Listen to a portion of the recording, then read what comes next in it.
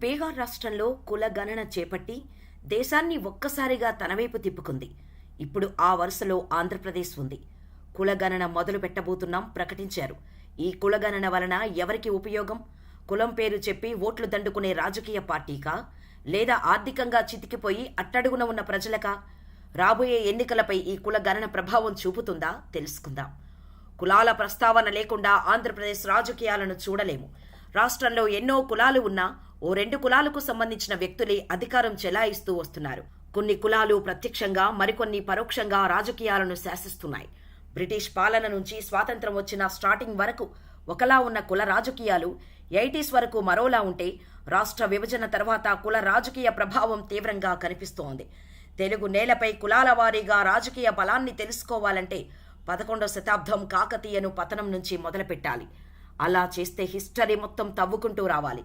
అలా కాకుండా బ్రిటిష్ హయాం నుంచి జరిగిన ఎన్నికలు, జరిగిన పరిస్థితుల నుంచి చెప్పుకుందాం. బ్రిటిషర్స్ కాలం నుంచే ఆంధ్రాలో కుల రాజకీయాల ముద్ర స్పష్టంగా కనిపిస్తోంది. ఆ టైంలో తెలంగాణ నిజాం పాలనలో ఉండటంతో కులాల ప్రత్యక్షంగా ఆధిపత్యం చూపించలేదు. కానీ పరోక్షంగా బ్రాహ్మణ, వెలమ, రెడ్డి కులాల ఆధిపత్యం ఉండేది. కానీ వారి ఆధిపత్యం ముస్లిం నవాబులకు లోబడే ఉండేది. ఆంధ్రాలో పరిస్థితి విభిన్నం. ఎన్నికల రాజకీయాలు బలంగా ఉండేవి. ప్రస్తుత ఆంధ్ర రాష్ట్రం ఉమ్మడి మద్రాసు రాష్ట్రంలో భాగంగా ఉండేది.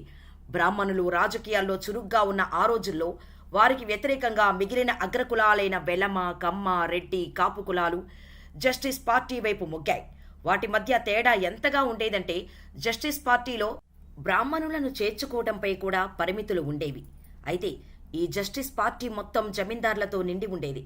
ఉమ్మడి మద్రాసు రాష్ట్రానికి ముఖ్యమంత్రి లేదా ప్రీమియర్లుగా పనిచేసిన తెలుగువారిలో టంగుటూరి ప్రకాశం పంతులు, బొబ్బిలి రాజా, పొనగల్లు రాజా, మునిస్వామి నాయుడు, రామస్వామి రెడ్డియార్, సుబ్బరాయలు రెడ్డియార్, కూర్మా వెంకట రెడ్డి నాయుడు, పిఎస్ కుమారస్వామి రాజా ఉన్నారు. వీరిలో కొందరు తమిళనాడు వారైన కులాల రీత్యా ఆంధ్రాతో వారికి సంబంధం ఉంది. వారి మాతృభాష తెలుగు. బ్రాహ్మణ, క్షత్రియ, రెడ్డి, వెలమ, కమ్మ, కాపులు ఉమ్మడి మద్రాస్ ముఖ్యమంత్రులయ్యారు. ఇక నిజాం రాజ్యం భారత్లో విలీనమైన తర్వాత హైదరాబాద్ రాష్ట్ర ముఖ్యమంత్రిగా పనిచేసిన బుర్గుల రామకృష్ణారావు బ్రాహ్మణులు. స్వాతంత్రం తర్వాత కులాల ప్రభావాన్ని అంచనా వేయడానికి ముఖ్యమంత్రి పదవిని ఒక కొలమానంగా భావించవచ్చు. ఆ పదవి కోసమే ప్రధాన పోటీ జరుగుతుంది కాబట్టి ఈ పోలిక సరైనదే అవుతోంది. తెలుగు రాష్ట్రాల్లో ముఖ్యమంత్రులుగా చేస్తున్న వ్యక్తుల కులాలు, ముఖ్యమంత్రి పదవి కోసం తపన పడుతున్న కులాలు, ఇప్పట్లో ఆ పదవి దరిదాపుల్లోకి వచ్చే పరిస్థితి లేని కులాలు, ఇష్టమైన కష్టమైన కులాల పరిస్థితులను ఇలాగే విశ్లేషించి చూడాలి. కుల రాజకీయాలను అర్థం చేసుకోవటానికి ప్రధానంగా కొన్ని కులాల గురించి కూడా తెలుసుకోవాలి. తెలుగు రాజకీయాల్లో వెలమలు ప్రత్యేకం. జనాభా పరంగా చాలా చిన్న కులమైన సామాజికంగా, ఆర్థికంగా చాలా శక్తిమంతులు. ఆంధ్ర, తెలంగాణలో ఒకప్పుడు చాలా సంస్థానాలు వెలమల చేతుల్లో ఉండేవి. ఉత్తర తెలంగాణతో పాటు ఉత్తరాంధ్రలో ఎక్కువ బలం కలిగిన ఈ కులం కోస్తా, రాయలసీమల్లో కూడా ఉనికిలో ఉంది. ఉమ్మడి మద్రాసు రాష్ట్రానికి 2 వెలమలు ముఖ్యమంత్రులుగా పనిచేశారు. ఆ తరువాత ఉమ్మడి ఆంధ్రప్రదేశ్ రాష్ట్రానికి 1973-78 మధ్య జలగం వెంకలరావు ముఖ్యమంత్రిగా చేశారు. ఏదో ఒక పార్టీకి కొమ్ము కాయకుండా ఈ వర్గం వారు వివిధ పార్టీల్లో ఉంటూ వచ్చారు. రాష్ట్ర విభజన తర్వాత తెలంగాణలో వెలమల ప్రాతినిధ్యం పెరిగింది. అటు టీఆర్ఎస్ అధినాయకత్వం వెలమ వర్గమే కావటంతో ఇక్కడ ముఖ్యమంత్రి పదవి వెలమల చేతిలోనే ఉంది. ఆంధ్ర, తెలంగాణ 2 చోట్ల రాజకీయంగా బలంగా ఉన్న సామాజిక వర్గం రెడ్లు. దక్షిణ కోస్తా, రాయలసీమ, తెలంగాణలో వీరి ప్రభావం ఎక్కువ. కృష్ణా జిల్లా నుంచి శ్రీకాకుళం వరకు తక్కువ. 1956 నుంచి 1983 మధ్య 3 మినహా ముఖ్యమంత్రులంతా రెడ్లే. బ్రాహ్మణుల తర్వాత హిందువుల్లో అత్యంత బలమైన వర్గం అని సర్ ఎడ్వర్డ్ థ్రస్టన్ తన castes and tribes of southern India పుస్తకంలో రెడ్ల గురించి ప్రస్తావించారు. దశాబ్దాల పాటు దక్షిణ తెలంగాణ, రాయలసీమలో రెడ్ల ఆధిపత్యం ఉంది. అటు కాంగ్రెస్ పార్టీలో రెడ్లు ఎంత పవర్ఫుల్గా ఉండేవారో చెప్పటానికి కాసు బ్రహ్మానందరెడ్డి, నీలం సంజీవరెడ్డి, బాగారెడ్డి, వైఎస్ రాజశేఖర్ రెడ్డి ఉదాహరణలు. కాంగ్రెస్ చరిత్రలో నెహ్రూ కుటుంబంతో కయ్యానికి దిగిన 4 తెలుగు ప్రముఖుల్లో బ్రహ్మానందరెడ్డి, సంజీవరెడ్డి, పివి నరసింహారావు, వైఎస్ జగన్మోహన్ రెడ్డి 3 రెడ్లే. ఉమ్మడి రాష్ట్ర శాసనసభల్లో 3/1 రెడ్లే ఎమ్మెల్యేలుగా ఉన్న రోజులు ఉన్నాయి. కడప, నెల్లూరు జిల్లాల్లో అయితే రిజర్వ్డ్ సీట్లు తప్ప అన్ని చోట్ల రెడ్లే ఎమ్మెల్యేలు అయిన పరిస్థితి ఉండేది. కానీ రాష్ట్ర విభజన కారణంగా తెలంగాణ, రాయలసీమ వేరు కావటంతో రెడ్ల సంఖ్యాబలం పడిపోయింది. విభజన తర్వాత 2 రాష్ట్రాల్లోని ప్రతిపక్ష నేతలు రెడ్లే అయ్యారు. కడప, నెల్లూరు వంటి చోట్ల కూడా అతి తక్కువ సంఖ్యలోనే అయిన బీసీలు, ముస్లింలు, బలిజలకు రెడ్లు సీట్లు వదులుకోవాల్సిన పరిస్థితి ఏర్పడింది. కోస్తా ప్రాంతపు వ్యవసాయ కులం కమ్మ. ఆ వర్గానికి చెందిన వారు దశాబ్దాల క్రితమే కర్ణాటక, రాయలసీమ, తెలంగాణలకు వ్యవసాయం కోసం వలస వెళ్లారు. తెలుగు ప్రాంతంలో కీలకమైన సినిమా, మీడియా సహా అనేక రంగాల్లో ఈ కులానికి ఆధిపత్యం ఉంది.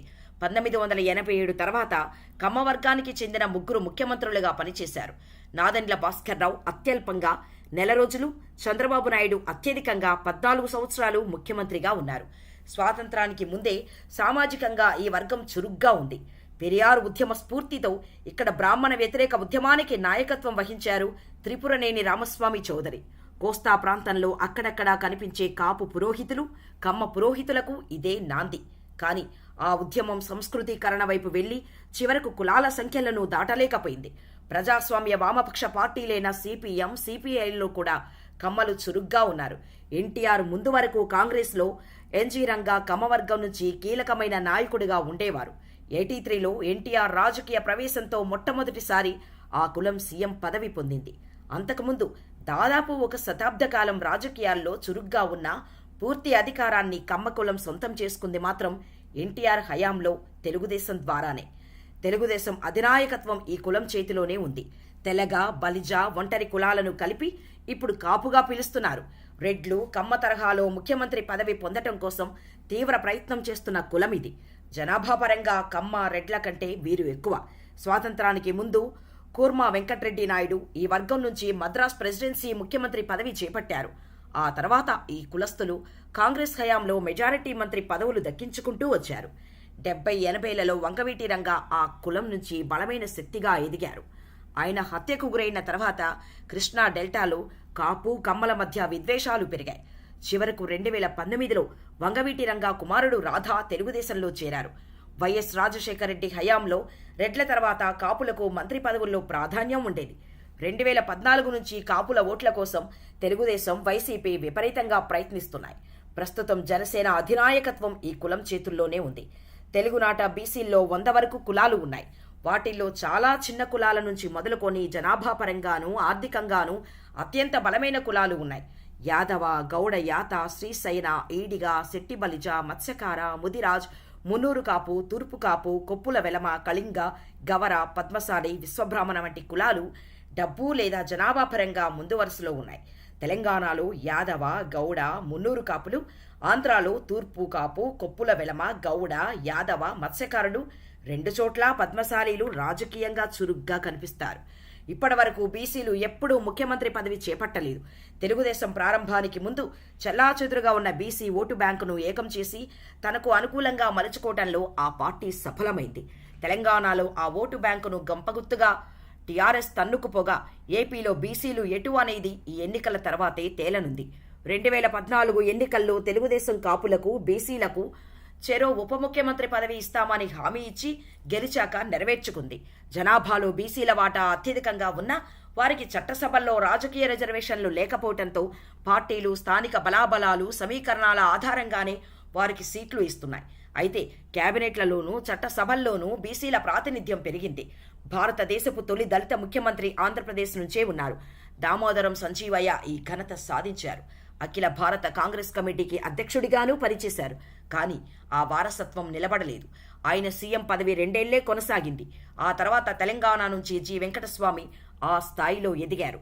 ఆయన కుమారులు రాజకీయాల్లో ఉన్నారు. కానీ దళిత వర్గం నుంచి వీరిద్దరి తర్వాత ఆ స్థాయి శక్తివంతమైన నేత తెలుగు రాష్ట్రాల్లో రాలేదు. ప్రస్తుతం ఎస్సీ కులాల మధ్య వర్గీకరణ వివాదం బలంగా ఉంది. ఆ కులాలు ఒక్కటవటంలో ఇది పెద్ద అడ్డంకిగా ఉంది. మెజారిటీ దళితులు ఇందిరాగాంధీ హయాంలో కాంగ్రెస్కు స్థిరమైన ఓటర్లుగా మారారు. దాదాపు 4 దశాబ్దాల తర్వాత 2011 నుంచి ఆంధ్రాలో వైసీపీ ఆ ఓటు బ్యాంకును చీల్చగలుగుతోంది. ఎస్సీ వర్గీకరణ అంశం ద్వారా 2 ప్రధాన ఉపకులాలైన మాల, మాదిక వర్గాలు రాజకీయంగా తగిన ప్రాధాన్యం సంపాదించుకున్నాయి. ఇక తెలంగాణలో కేసీఆర్ ఇచ్చిన దళిత ముఖ్యమంత్రి హామీ ఎంతో చర్చకు దారితీసింది.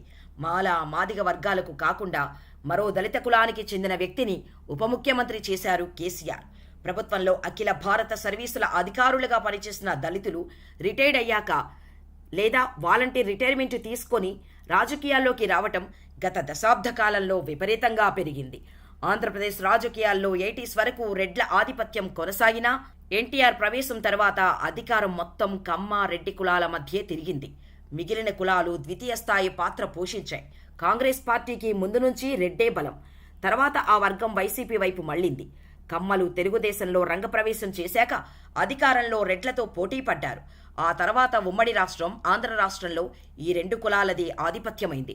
వెలమలు జనాభా పరంగా చాలా చిన్న కులం. వాస్తవానికి మొత్తం రాష్ట్ర రాజకీయాలను శాసించే పరిస్థితి ఆ కులానికి లేదు. కానీ కాలం కలిసి వచ్చింది. బలమైన నాయకత్వం ఏర్పడింది. కాపుల పరిస్థితి పూర్తిగా వేరు. అధికారాన్ని పొందే కులాలకు పెద్ద సంఖ్యలో పారిశ్రామికవేత్తలు ఉండటం, సొంత మీడియా సంస్థలు ఉండటం వంటి లక్షణాలు ఉంటాయి.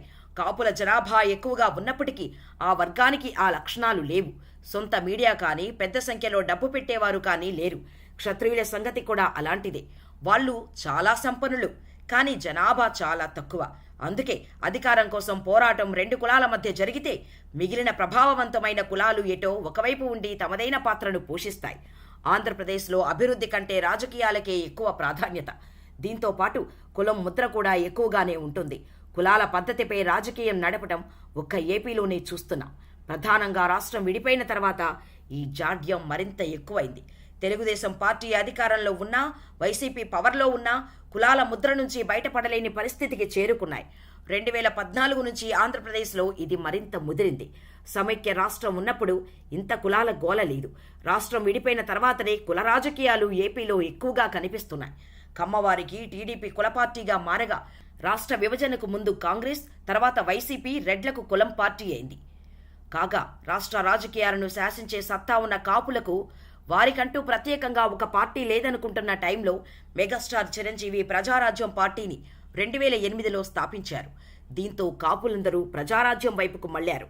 ఎన్నికల్లో నిలబడినా ప్రజారాజ్యం తన మార్కు చూపించలేదు. ఆ తర్వాత చిరంజీవి తన పార్టీని కాంగ్రెస్లో విలీనం చేసేయటంతో కాపులంతా ఉసూరుమన్నారు. ఆ తర్వాత చిరంజీవి తమ్ముడైన పవన్ కళ్యాణ్ జనసేన పార్టీని స్థాపించారు. టీడీపీ, వైసీపీ ఆయా వర్గాలకు కేర్ ఆఫ్ అడ్రస్ అని ప్రజలు చెప్పుకున్నా ఆ పార్టీ అధినేతలు ఎప్పుడూ మేము ఫలానా పార్టీకి ప్రాతినిధ్యం వహిస్తాం అని మాత్రం ప్రకటించలేదు. కానీ పవన్ మాత్రం నేను కమ్మవాడిని, కమ్మలు ఓట్లు చీలనివ్వను అని బహిరంగ సభల్లోనే చెప్పి సంచలనం సృష్టించారు. దీంతో రాష్ట్ర రాజకీయాలు మొత్తం రెడ్లు, కమ్మలు, కాపులు అనే రీతిలో మారిపోయాయి. గతంలో చంద్రబాబు అధికారంలో ఉన్నప్పుడు కమ్మ సామాజిక వర్గానికి పెద్దపీట వేశారన్న విమర్శలు వినిపించాయి. అంతెందుకు, రాజధాని అమరావతి కేవలం కమ్మల కోసమే ఎంపిక చేశారన్న ఆరోపణలు 3 ఏళ్ల క్రితమే వినిపించాయి. అక్కడ చంద్రబాబు సామాజిక వర్గానికి చెందినవారు లబ్ధి పొందేందుకే రాజధానిని ఎంపిక చేశారని వైసీపీ తీవ్ర విమర్శలు చేసేది. ఇక చంద్రబాబు హయాంలో ఒక వర్గానికి చెందిన అధికారులని ఆయన ఉన్నత పదవుల్లో ఉంచారన్నది సుస్పష్టం. వైసీపీ అధికారంలోకి రాగానే అదే క్యాస్ట్ ఫార్ములాను అమలు చేస్తోంది. చంద్రబాబు సామాజిక వర్గం అప్పటికే ఉన్నత పదవుల్లో ఉండటంతో వారిని తొలగించే కార్యక్రమం అధికారంలోకి వచ్చిన వెంటనే ప్రారంభించింది. ఎన్నికల కమిషనర్పై నిర్భయంగా కులముద్ర వేయగలిగింది. వైసీపీ కూడా తక్కువేమీ తినలేదు. పాలన మొత్తం ఒక రెడ్డి సామాజిక వర్గం వారు చెప్పినట్టే నడుస్తోంది. వ్యతిరేకిస్తే వేటు తప్పదని మౌనం వహిస్తున్నారు. అప్పుడు చంద్రబాబైనా ఇప్పుడు జగనైనా కులంతోనే కాలక్షేపం చేస్తున్నారు. బీసీ, ఎస్సీ, ఎస్టీల మీద బయటకు అలివి మాలిన ప్రేమ చూపించే ఈ ఇద్దరు అంతర్గతంగా మాత్రం కులం కోరలతో కూర్చొని పాలన చేశారన్నది అందరూ అంగీకరించే సత్యం. ఏ రాష్ట్రంలో లేని కుల జాడ్యం ఏపీలోనే అలుముకోవటం ఆందోళన కలిగించే అంశమే. ఇటువంటి పరిస్థితుల్లో కుల గణన చేస్తామని రాష్ట్ర ప్రభుత్వం ప్రకటించడంతో అన్ని రాజకీయ పార్టీలు ఒక రకమైన డైలమాలో పడ్డాయి. ఎందుకంటే ఇప్పుడు రాజకీయాలను శాసిస్తున్న కమ్మ, కాపు, రెడ్డి కులాల కంటే బీసీ ఓట్ల శాతమే ఎక్కువ. మరి బీసీలు ఎటు మొగ్గు చూపితే అధికారం అటువైపే ఉంటుంది. మరి బీసీలు ఎవరిపై నిలబడతారో, అధికారం ఎవరికి కట్టబెడతారో, లేదా ఓట్ల శాతం చూసుకొని బీసీల నుంచి పవర్ఫుల్ లీడర్ ఎవరైనా పార్టీ పెడతారా అనేది వేచి చూడాలి.